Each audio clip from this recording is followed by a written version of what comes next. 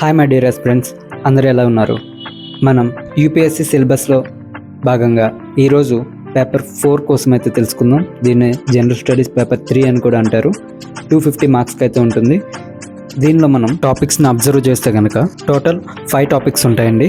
దానిలో ఫస్ట్ది science and technology అండి. నెక్స్ట్ వన్ ఎకనామిక్ డెవలప్మెంట్ అంటే ఎకనామిక్స్ అండి, economy. Next biodiversity and environment, ఇది ఒక టాపిక్ అండి. Next security, internal and external. Next disaster management.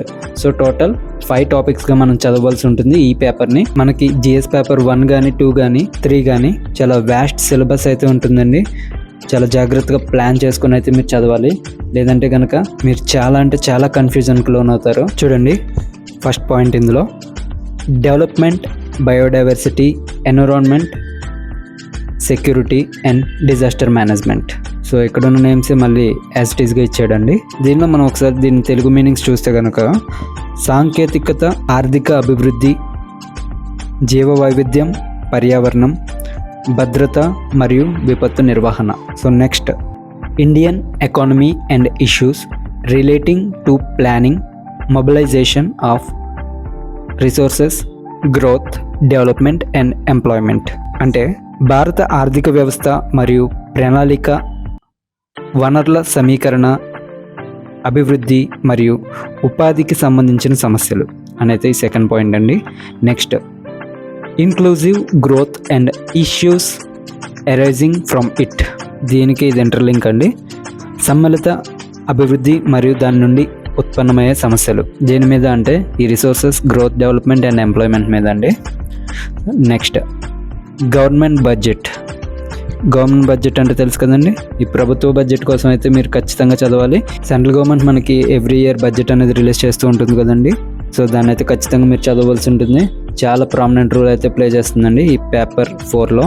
Next major crops, cropping patterns in various parts of the country, different types of irrigation and irrigation systems, storage, transport and marketing of agricultural produce and issues and related constraints. E-technology in the aid of farmers. దేశంలోని వివిధ పాత్రల్లో ప్రధాన పంటల సాగు విధానం, వివిధ రకాల నీటిపారుదల మరియు నీటిపారుదల వ్యవస్థల నిల్వ, వ్యవసాయ ఉత్పత్తుల రవాణా మరియు మార్కెటింగ్ మరియు సమస్యలు, వాటి సంబంధిత పరిమితులు, అండ్ రైతులకి సహాయపడే ఈ టెక్నాలజీ కోసం కూడా మీరు చదవవలసి ఉంటుంది.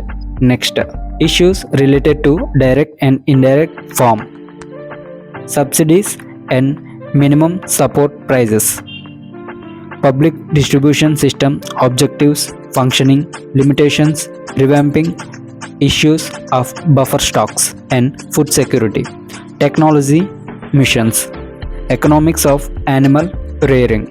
అంటే ప్రత్యక్ష మరియు పరోక్ష వ్యవసాయ సబ్సిడీలు మరియు కనీస మద్దతు ధర సంబంధించిన సమస్యలు, ప్రజా పంపిణీ వ్యవస్థ లక్షణాలు, దాని పనితీరు, పరిమితులు, పునరుద్ధరణ సమస్యలు, బఫర్ స్టాక్స్ మరియు food security, technology missions and జంతువుల పెంపకంలో ఆర్థికత. Next point food processing and related industries in India, scope and significance, location, upstream and downstream requirements, supply chain management. అంటే భారతదేశంలో ఆహార ప్రాసెసింగ్ మరియు సంబంధిత పరిశ్రమల పరిధి మరియు ప్రాముఖ్యత అండ్ దాని స్థానం, ఎగువ మరియు దిగువ అవసరాలు, సరఫరా గొలుసు నిర్వహణ అనేది అడుగుతున్నారు. Next land farms in India, భారతదేశంలో భూ సంస్కరణలో.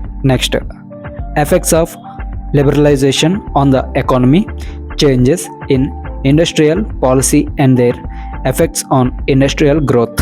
అంటే ఆర్థిక వ్యవస్థపై సరళీకరణ ప్రభావాలు, పారిశ్రామిక విధానంలో మార్పులు మరియు పారిశ్రామిక అభివృద్ధిపై వాటి ప్రభావాలు. Next infrastructure, energy, ports, roads, airports and railways etcetera.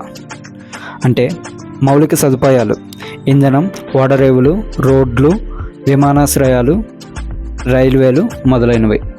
Investment models అంటే పెట్టుబడి నమూనాలు. science and technology developments and their applications and effects in everyday life, achievements of Indians in science and technology, indigenization of technology and developing new technology. అంటే science and technology developments and దైనందిన జీవితంలో వాటి అప్లికేషన్లు మరియు ప్రభావాలు, science and టెక్నాలజీలో భారతీయుల విజయాలు, సాంకేతికత పరిజ్ఞానం యొక్క స్వదేశీకరణ మరియు కొత్త సాంకేతికత అభివృద్ధి చేయడం.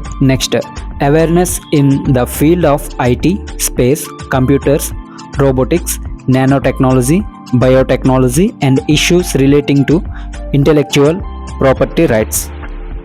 అంటే ఐటీ, స్పేస్, కంప్యూటర్లు, రోబోటిక్స్, నానో టెక్నాలజీ, బయోటెక్నాలజీ మరియు మేధ సంపత్తి వీటి హక్కులకు సంబంధించిన సమస్యలపై అవగాహన అని అయితే అడుగుతున్నారు.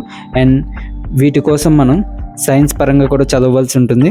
దీన్ని మనం కరెంట్ అఫైర్స్ రిలేటెడ్ ఇష్యూస్కి ఇంటర్లింక్ చేస్తూ అయితే చదవాలి.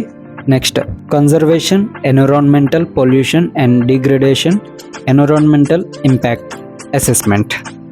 పరిరక్షణ, పర్యావరణ కాలుష్యం అంటే పర్యావరణ పరిరక్షణ, దాని కాలుష్యం మరియు దాని క్షీణిత ప్రభావాల అంచనా. Next, disaster and disaster management. తెలుసు కదండి, డిజాస్టర్స్ అంటే మనం ఆల్రెడీ జియోగ్రఫీలో డిస్కస్ చేసుకున్నాం కదా. సైక్లోన్స్ కానీ, ఫ్లడ్స్ కానీ, ఎర్త్క్వేక్స్, సునామీ, వాల్కనిక్ యాక్టివిటీ వీటిలన్నిటికి సంబంధించినవండి. అండ్ అవి వచ్చినప్పుడు వాటి నుండి ప్రజలను ఎలా రెస్క్యూ చేయాలి అండ్ ఆ డిజాస్టర్ని ఎలా మేనేజ్ చేయాలి, మొత్తం ఓవరాల్ వ్యూ పాయింట్ అంతా కూడా మనం చదవవలసి ఉంటుంది. Every year disaster management authority of India వాళ్ళు కూడా మనకి ఒక రిపోర్ట్ అనేది రిలీజ్ చేస్తూ ఉంటారు. ఆ రిపోర్ట్ అనేది చాలా ఇంపార్టెంట్ అండి ఈ టాపిక్స్లో. Next, linkages between development and spread of extremism. అంటే అభివృద్ధి మరియు తీవ్రవాద వ్యాప్తి మధ్య సంబంధాలు అని దీని meaning. Role of external state and non state actors in creating challenges to internal security. అంటే అంతర్గత భద్రతకు సవాళ్లను సృష్టించడంలో బాహ్య రాష్ట్ర మరియు రాష్ట్రేతర వ్యక్తుల పాత్ర. ఇక్కడ రాష్ట్రం అంటే మన కంట్రీ అండి meaning. Next, challenges to internal security through communication networks, role of media and social networking sites in internal security challenges, basics of cyber security, money laundering and its prevention. అంటే కమ్యూనికేషన్ నెట్వర్క్ల ద్వారా అంతర్గత భద్రతకు సవాళ్ళు ఏ విధంగా ఉన్నాయి and media పాత్ర ఏమిటి, మరియు అంతర్గత భద్రత సవాళ్ళలో సోషల్ నెట్వర్కింగ్ సైట్లు, సైబర్ భద్రత యొక్క విధుల ప్రాథమిక అంశాలు అని అయితే అడుగుతున్నారు. అండ్ మనీ లాండరింగ్ అండ్ దాని నివారణ చర్యలు కూడా అడిగారండి. Next, security challenges and their management in border areas, linkages of organised crime with terrorism. అంటే సరిహద్దు ప్రాంతాల్లో భద్రతా సవాళ్ళు మరియు వాటి నిర్వహణ, ఉగ్రవాదంతో వ్యవస్థీకృత నేరాల అనుసంధానం అని అయితే అడిగారు. Next, various security forces and agencies and their mandate.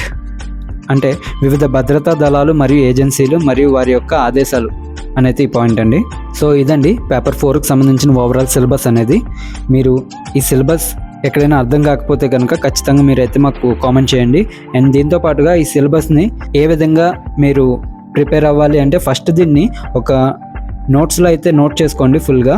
Telugu medium వాళ్ళు అయితే తెలుగులో నోట్ చేసుకోండి, ఇంగ్లీష్ మీడియం వాళ్ళు అయితే ఇంగ్లీష్లో నోట్ చేసుకోండి. నోట్ చేసుకున్న తర్వాత ఈ టాపిక్స్ ఏవైతే ఉన్నాయో ఈ టాపిక్స్ అన్నీ కవర్ అయ్యేలా మనం ఆల్రెడీ బుక్ లిస్ట్ చేసాం కదండి. ఆ బుక్ని మీరు కనుక తీసుకొని ప్రిపేర్ అవ్వగలిగితే ఈ టాపిక్ యొక్క ఇంటర్నల్ మీనింగ్ ఏంటి అని మీరు ఖచ్చితంగా ఐడెంటిఫై చేస్తారు. అప్పుడు మీకు సిలబస్ అనేది అసలు చాలా సింపుల్ అని అర్థమవుతుంది. మీరు ఈ సిలబస్ని ఖచ్చితంగా మీరు చూసినప్పుడు లేదా విన్నప్పుడు ఖచ్చితంగా మీకు ఏమనిపిస్తుందంటే చాలా టఫ్, వెరీ డిఫికల్ట్ అనే ఫీలింగ్ అయితే మీకు వస్తుంది. ఫస్ట్ ఆ ఫీలింగ్ అయితే తీసేయండి. నిజంగా ఈ సిలబస్ అనేది టఫే కాదనడం లేదు, కానీ దాన్ని అర్థం చేసుకొని దాని మీద టైం స్పెండ్ చేస్తూ ప్రిపేర్ అవుతూ ఉంటే కనుక అది మీకు చాలా ఈజీ అయిపోతుందండి. సో ఈ విధంగా అయితే ప్లాన్ చేసుకొని ప్రిపేర్ అవ్వండి. అండ్ మన ఛానల్లో తెలుగు మీడియం అయినప్పటికీ కూడా ఇంగ్లీష్ అనేది మినిమల్ మ్యాండేటరీ అండి.